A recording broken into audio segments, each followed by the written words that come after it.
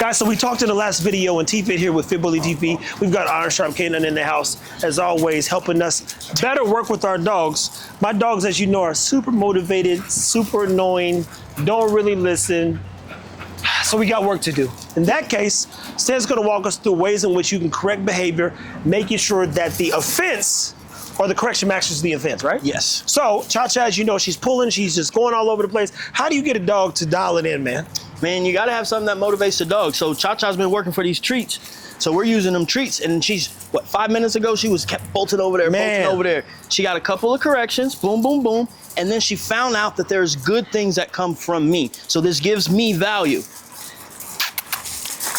Because honestly, I'd rather reward my dog than correct them. So if I can go without having to correct them, and that doesn't mean you're never going to correct your dog, but I want them to know exactly what I want them to do. So when the correction does come, they're not gonna resent that.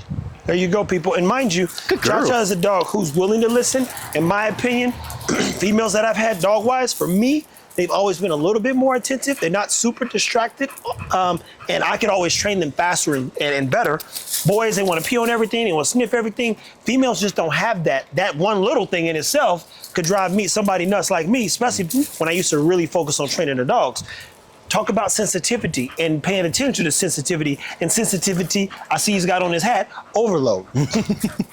So especially when you're dealing with a female dog, they are a little bit more sensitive, like he was saying. So that means you can't be super hard on them. So if she's messing up, I can't correct her the same way that we would correct Ego or Tron, because she's gonna shut down, and then we're really not gonna get what we're looking for. So that just defeats the whole purpose. And when I had Oakley, I was really hard on her at the very beginning. I wanted her to be perfect. I wanted her to do everything, and she would literally shut down. So when she got older, if she felt that I was getting upset, she would be like, nah, I know what happens when that happens. And she would literally just run away. And again, if your dog's not wanting to be around you, those are bad things. So I had to change the way that I communicated with her, because once she understood that she's messing up, she got a correction, then it was a different ball game, because she knew the right way to do things. And then if she did the wrong thing in a situation, there was something that happened as well.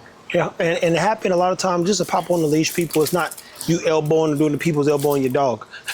It is patience, which is the name of the game. But even more importantly, love, time, energy, effort. I keep going back to those same things, because those are the things that keep you and your dog sane. Yeah. I get a lot of messages about the sanity being lost in people's homes. And I mean, jokers ready to turn their dog over to the shelter because the dog peed everywhere.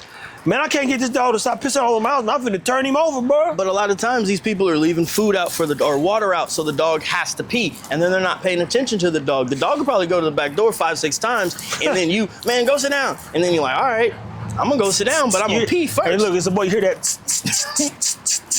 You like, damn. Or if you got carpet, you walk around barefoot, and you be like, oh. Got me. Ain't nothing worse than a piss sock.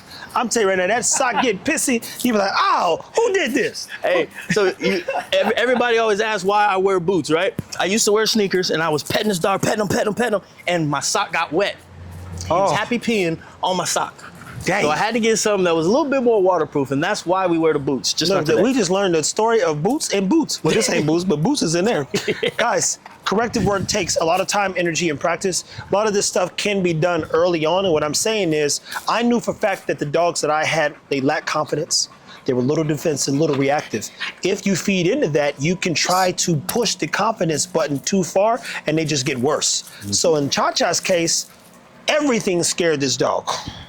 Until it didn't. Mm-hmm. And she's still the only one that may bark sometimes. But once we got her there, I go, okay, now we can tighten her up a little bit, because she does like pets, and she does like hugs, and she does like food and treats, and she does like the bite pillow and various things. So point is she can learn just as much as I wanted her to at 8 weeks now, but character development, I mean, it took some time, man. For those that have been a part of our journey, she was literally a dog who had no confidence whatsoever. And similar to that out of Tron. I know everybody likes Tron, but I repeat, that nigga wouldn't worry about a damn thing. And we all saw it. I mean, he was scared to jump in the tire.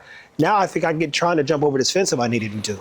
Yeah. That's the truth. He'd be like, oh, got up there. And he'd be like, damn, that's the worst thing we could have taught him. And you can't rush the process. Like he said, time is going to be your best friend. People are like, Stan, how'd you get Boot that way? He's gonna be 2 years in September, and I've done something with him probably every single day of his life unless we've been out of town. And even then, I'm gonna take him with me. So you have to spend the time with your dog, show them the behaviors you want them to do. And like Trev said, if you're starting early when they don't have any bad habits, don't teach them bad habits. If you call your dog, have something for them for the first 6 months of their life. It doesn't matter that you're giving your dog something or giving him a, he's trying to bite the bite pillow right there. Hey. I need my tricep. So again, people, just take the time, show your dog exactly what you want them to do. And if you do need to correct, again, the correction needs to match the offense. If she's doing a level 2, give her a level 2 correction. If she's doing a level 6, level 6. And if it's at 10, it has to be that 10. But if everything is Afghanistan, you swinging and biting, the boom and the boom. It's a good one. Now that correction's not gonna matter when it actually needs to. There you go, people. On that note, take care of your dogs, man. Till next time. Ciao, ciao now, y'all.